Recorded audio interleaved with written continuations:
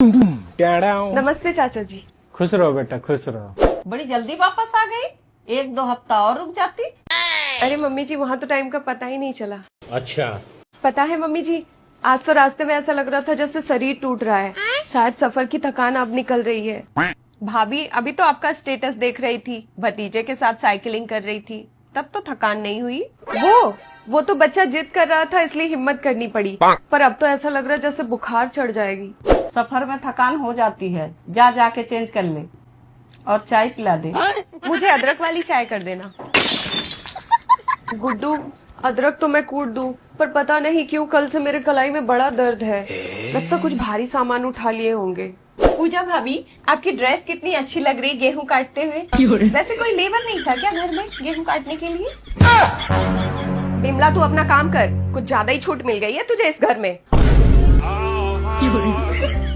अच्छा जी, मायके में बेटी बन के काम करो तो खून बढ़ जाता है, और यहाँ बहू बन के चाय बनाने बोलो तो बीपी बढ़ता है। लो भाई, अब तकलीफ है तो इसमें गलत क्या बोला मैंने? बात तो सही है। बहू, ज्यादा तकलीफ है तो दवा खा के सो जा। अगर शाम तक आराम नहीं हुआ तो डॉक्टर पास ले जाऊंगी। ठीक है मम्मी जी। और अभी तो रुको, क्लाइमैक्स अभी बाकी है।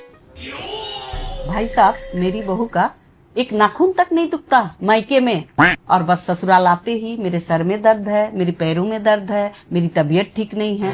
बताइए, मुझे एक बात समझ नहीं आती, मैं यहाँ 40 साल से काम कर रही हूँ, मुझे तो कभी कुछ नहीं हुआ, पर ये महारानी को देखिए, आते ही बहाना बनाकर रेस्ट करने चली गई।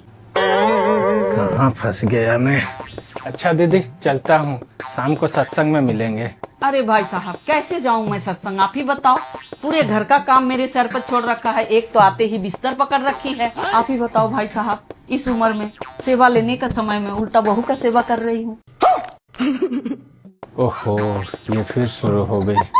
अच्छा दीदी, किसी डॉक्टर को दिखा लीजिए।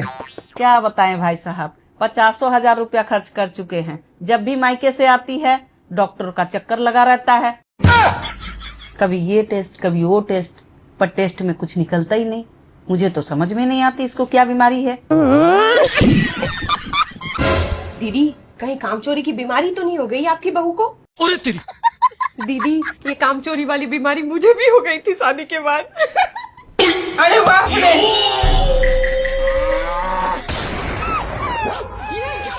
तो बहू को कुछ दिन आराम करने दो। अरे हम भी तो यही बोल रहे हैं भाई साहब, आराम ही करना था तो 2 दिन और रुक जाती मायके में। किसी पे बोझ क्यों बनना, इसे भी तो सोचना चाहिए ना कि इस उम्र में मम्मी जी इतना काम कैसे करेगी। शाबाश।